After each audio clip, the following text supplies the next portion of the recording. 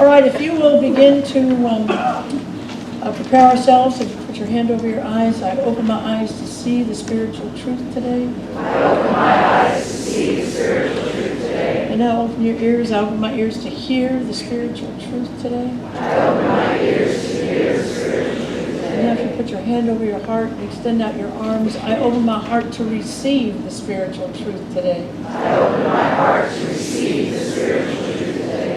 The spiritual truth that I'm working with today is you cannot live without God. You cannot live without God. You can live without the recognition of God, but you cannot live without God. When I'm talking about God, I'm not talking about a person in the sky that you can't live with. That's sometimey, that might be mad at you sometimes and happy with you sometimes. When I talk about God and that you can't live without God, I'm talking about the very essence that is you, the very energy that is flowing through all of us all of the time. Now you can live without religion. I hope you don't want to live without this religion. But you can actually easily live without religion, but you can't live without God in our life. You know, we have become so sophisticated since the advancement of technology in this world. We think we can do it all. I'm reminded of a story about a young tech wizard who meets God and he says to God, you know what, we don't really need you anymore. We can do everything you can do with technology that we have available for us today. And God said, really? Okay. Well, let's have a contest. Let's each make a human being and we'll see who's best and who's fastest and we'll just see how that works for you. And so they both, the guy says, perfect, no problem. We've got that, we'll clone it, we're good. So they both reached down to get some dirt to begin the process of creating a human being, and God says, what are you doing there? And he says, well, I'm getting the dirt to create a human being. He says, that's my dirt.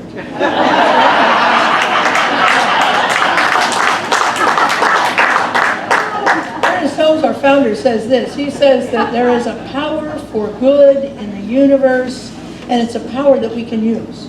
It's a power that's with us all the time. We don't have to use it, but it's available to us all of the time. It's living in us, as us, all of the time. I'm completing a little 2-week series that I'm doing right now I called it a book last week. I shouldn't have called it a book. It's a booklet by Emmet Fox. And it's called The 7 Main Aspects of God. Now look, there are many aspects of God, but he has identified the 7 main aspects of God. And he did this for one reason only. If we could understand God better, and we could understand these 7 main aspects of God in a deeper way, if we could begin to embody these 7 main aspects of God, we begin to understand who we are. We begin to understand ourselves better. Remember, these same aspects of God are with us all the time, but they can be ignored. See, I think the reason that a lot of us feel like we're failures in life, we're not good enough in life, we go around with that kind of impending doom, what's going to happen next, when's the next shoe going to drop on us, is because we don't know how to call in to our experience the qualities of wholeness and healing that are the qualities of God that are available to us all the time. We've been so busy trying to fix everything on the outer, developing strategies so that we can fix our life by something else, that we forgot the truth of who we are, that we were never broken in the first place. See, we've just become distracted from truth, from intelligence, from love, from loving in our life. Well, today we're going to look at the last 3. If you want to get on the first 3, you can get a CD or you can get online, and they're free online, the sermons, so you can catch up with us if you want, or better yet, $4.44 for this little booklet on Amazon called The 7 Main Aspects of God by the author Emmet Fox. And I invite you to get that. Today we're going to look at the last 3 aspects of God. And remember, they're just aspects of God. They're parts of God. But it's God still. You know, it's kind of like a rose is a rose, but it has different aspects.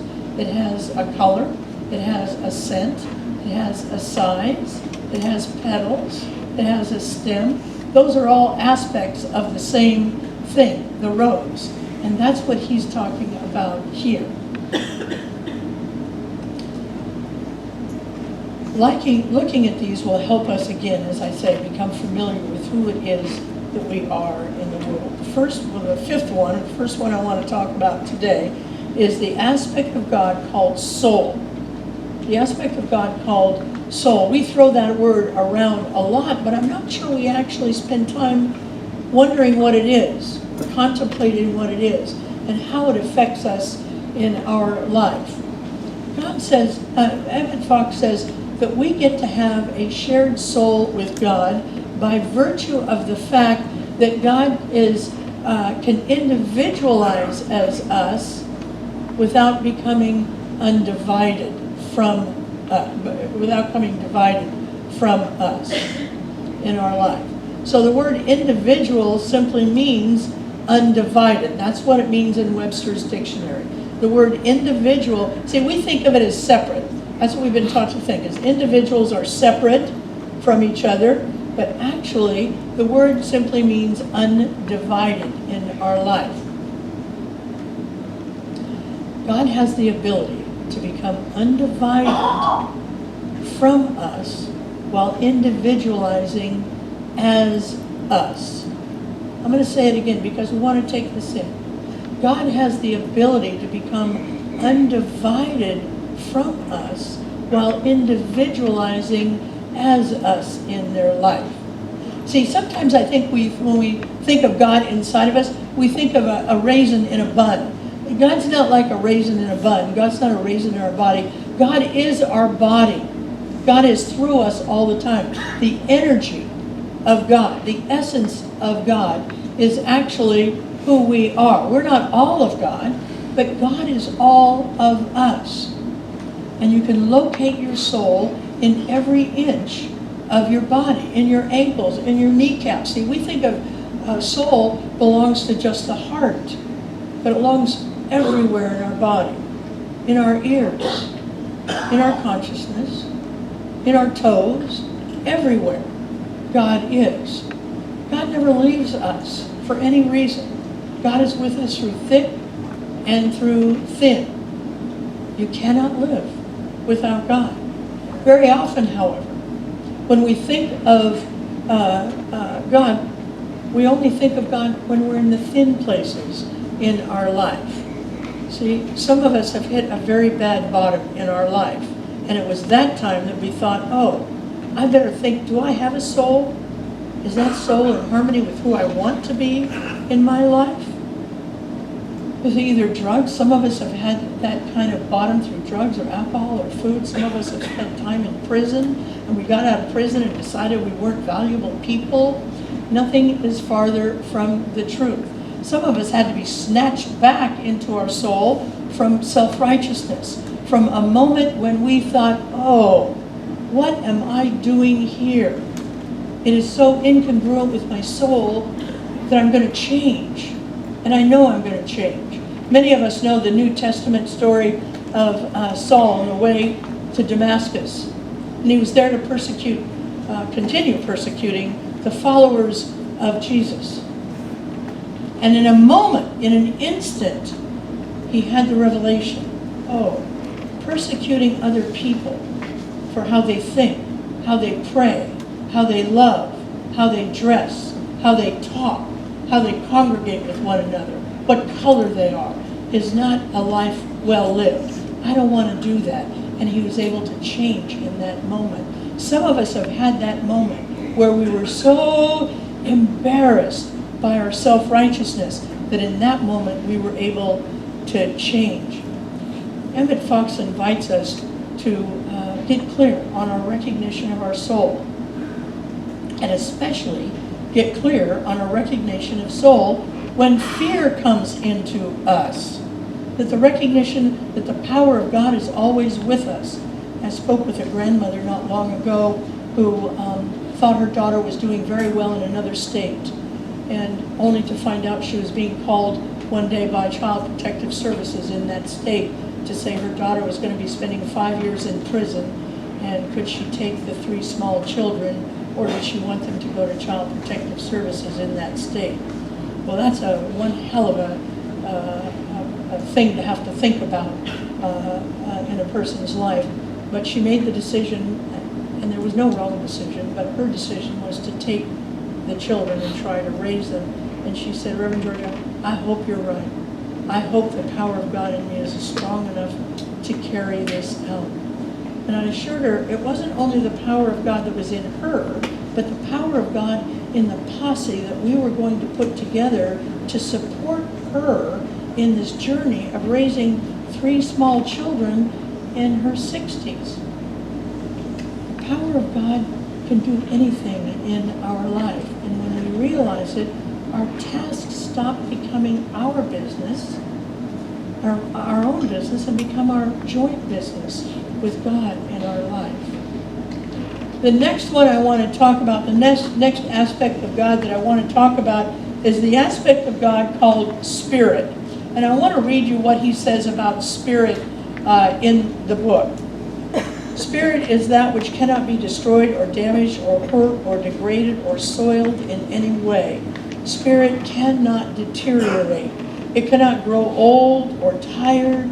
It cannot know sin or condemnation or resentment or disappointment. It is the opposite of matter in our life. Well, it's important that we begin to, I got myself kind of screwed here.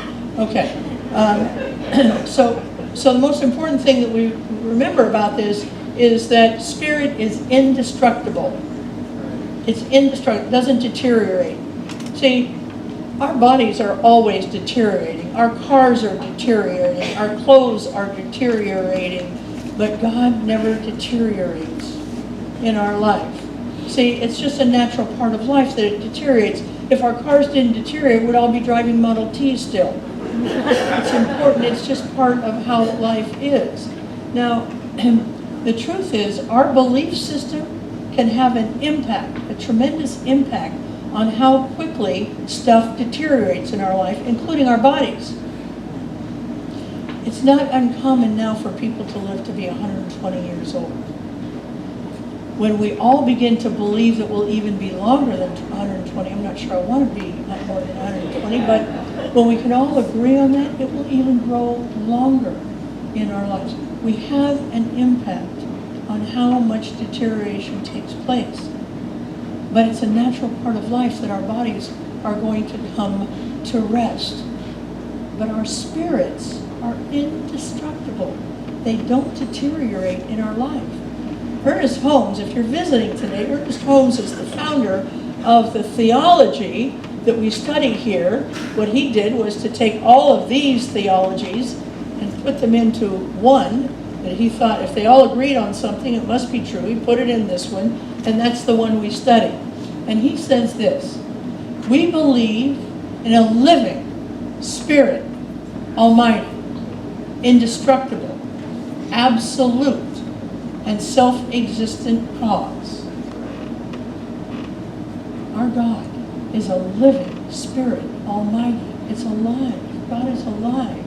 And sometimes, we read so much ancient text, I think we fool ourselves into thinking that God in the sky is too old to understand what's going on today.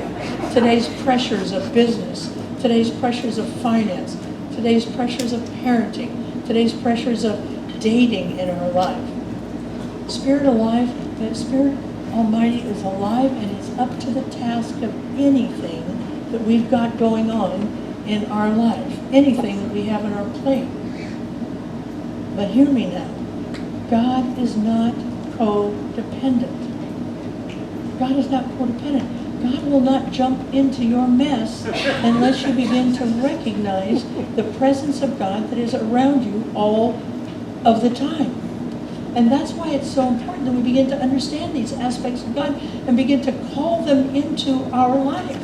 See, God is not going to get involved in your mess until you signal, I'm in a mess here. I need to call on the qualities of God that will help me heal, that will help me become whole, that will get me back on the right path in my life. Maybe you're still working on the misunderstanding that God is too busy for your little stuff. So you have to wait till a molehill gets to a mountain. I'm telling you, don't wait till your molehills get to a mountain. God is happy to work with your little bitty stuff. I think that's really the point of the whole idea of God making wine out of water. You know, that was not an earth-shattering issue. That was kind of a tiny stuff in the day. I mean, I'm sure it was important to the bride, the groom, and the mother and the father of the bride, but other than that, that didn't have too big of an impact, and yet it's prominent in the Bible. Because we want to understand that God is ready for our little stuff. God is never too busy for us, ever. Your mother may be too busy for you. Your doctor may be too busy for you. Your banker may be too busy for you. But God is never too busy for you. God is never too busy for you. We'll always respond to your call, and God will also always respond to your lack of call. God will respond to your call, and God will respond to your lack of call. So if we can't begin to call in the qualities of God here that we need at any given moment, don't blame God. You can't live without God, but you can live without the recognition of God in our life. The last one I want to talk about today is the quality of God called principle in our life. We often don't think of God as principle because it's not warm, it's not loving, and usually when we need to call on God, we need somebody who's warm. We need somebody we can call who's loving in our life. But the truth of me is this is a fabulous aspect of God, this idea of principle. Principle has not changed in 1 billion years, and it won't change in 1 billion years from now. It's sort of like the angle of any triangle is 180 degrees. Whether the triangle is 2 feet tall or whether the triangle is 120 feet tall, it will always have an angle of 180 degrees. It doesn't change. That's how principle is. It's an unchanging truth. And nothing out there can change that truth. And if we can begin to focus on this idea that there are unchanging truths here, we begin to look for them. For instance, God as harmony is an unchanging truth in our life. And because it's an unchanging truth of God, it's an unchanging truth of us as well. We are harmonious. No matter what's going on out there, harmony is part of our DNA. It's part of our makeup. And no matter what we've done in the past, nothing can change it. Nothing can deteriorate it. Nothing can harm it in our life. God is wisdom. God is wisdom. So when we look at these things like God is harmony, the next time you want to throw a lamp at your beloved, call in the word harmony and just try it. Just test it and see if it doesn't work. The same thing is true of wisdom. See, we're so busy running around trying to get outside sources to help us that we forget to look at what's inside of us. See, if you have a project that's stuck in your life, try just saying wisdom. I know it sounds fanciful. I know it sounds too easy. I know it sounds like, oh my God, what is she talking about? Try it. Just see what it's like. So often I hear folks say that they weren't able to get into this idea, but then a great idea struck them. And they said to themselves, God, I wasn't even thinking about that. And this great idea just came to me. And I want to say to them, what would happen if you started thinking? If you're coming after and you're not thinking, try thinking about them. God is the unchanging principle of courage in our life. Some of you are too young to remember Popeye, but Popeye was the longest running cartoon in American history. And I was listening to a colleague the other day, and he was talking about this notion of Popeye.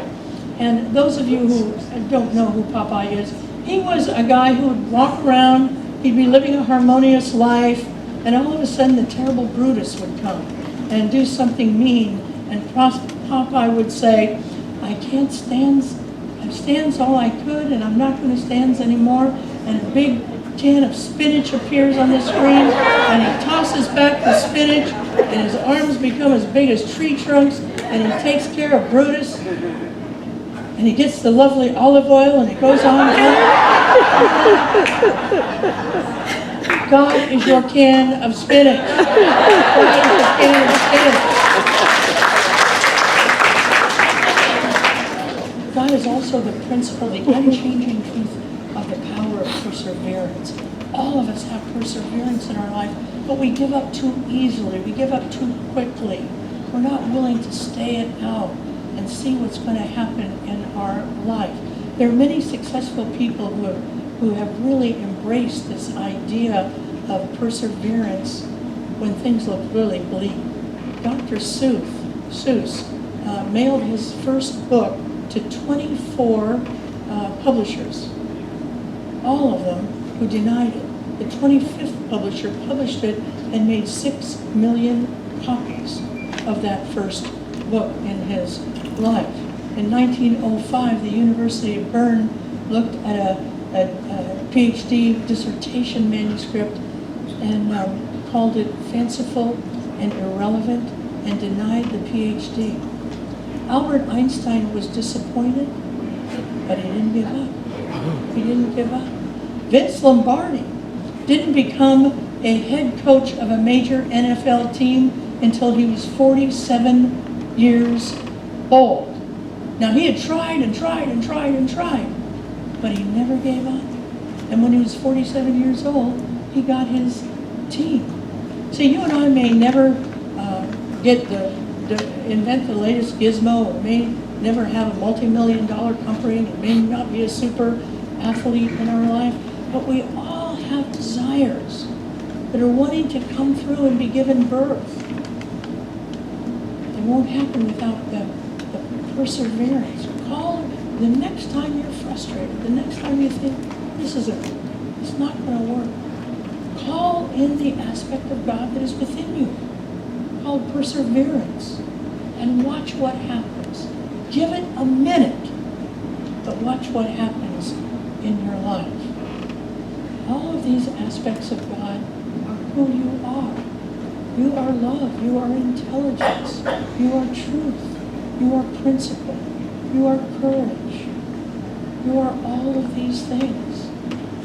And we have a mighty work ahead of us. I am totally sickened by what's happening in this country. And believe me when I tell you, it is not just the dramatic shootings that are happening. One of the junior church teachers told me this morning there are more mass shootings in America than there were days of the week in this particular year. But it's not just the mass shootings. It's the people being unkind to one another. It's the hate-filled language that's giving fuel to the separating beliefs in this country. The people who can't quite get it through their heads yet that we are one. All beings are one with the love of God. But you know what? You and I can't give up on the yets. The people who make it the yets.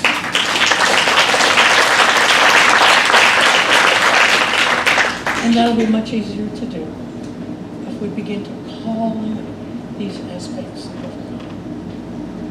So let's take this message on. Knowing that there's only one power.